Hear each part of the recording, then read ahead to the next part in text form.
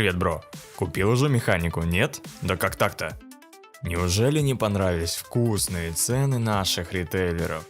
Тогда смотри видео, может, глядишь, поможет. А за помощь обычно ставится лайк и подписываться на канал. Ну, по крайней мере, я где-то слышал.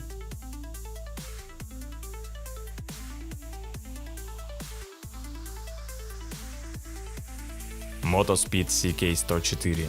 Механическая клавиатура из Поднебесной, о которой не рассказал разве что ленивый.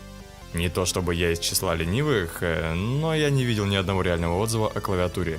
Все обзоры — это первые взгляды на данное устройство. В работе никто его не проверял, это смешно. И я решил исправить это недоразумение, так как я пользуюсь этой клавиатурой уже более полугода. Я не буду хвалить эту клавиатуру налево и направо, как это делали практически все остальные. Она не идеальная, хоть и недостатков особых нет. На самом деле, клавиатура действительно хороша. В ее дизайне нет ничего лишнего, довольно строго и стильно. Если, конечно, ты не любитель чего-то подобного.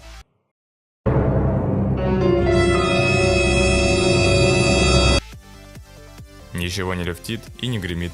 Клавиатура тяжелая, по столу не передвигается в неизвестном направлении. Вес около килограмма. В данном экземпляре установлены голубые свечи.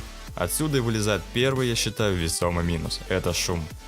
Днем это прикольно, но чем солнце дальше заходит за горизонт, тем ярче становится этот недостаток.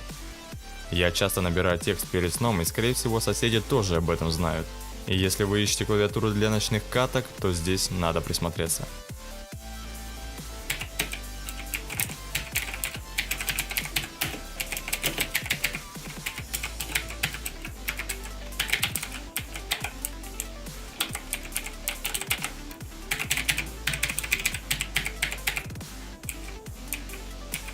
Но если брать тактильные ощущения в расчет, то здесь выше всяких похвал. Отличный отклик.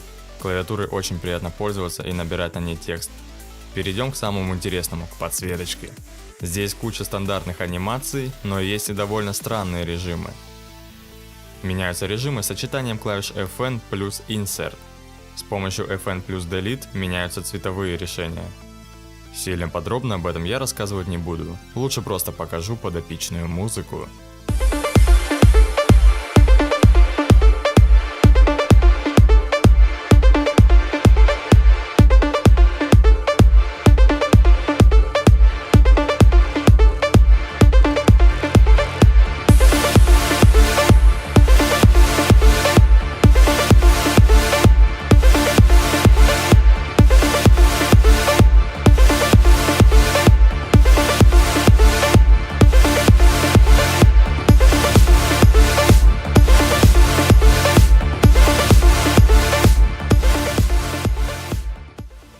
Еще один недостаток — это полное отсутствие подставки под ладонь. Рука бывает устает как бы.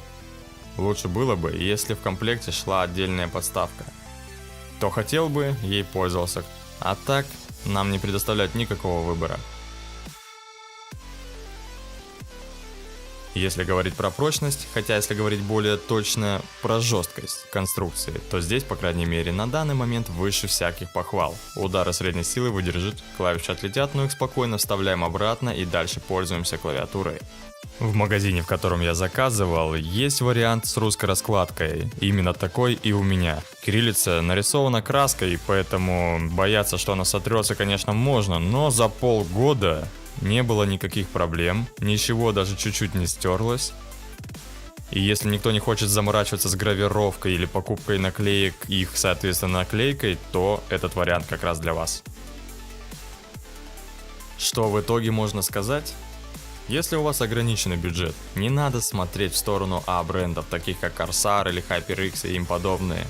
Приобретайте себе клавиатуру из Китая и радуйтесь жизни. Не надо переплачивать, запомните. Всем спасибо за просмотр. Если видео было полезным, ставьте лайки и не забудьте подписаться. Всем пока!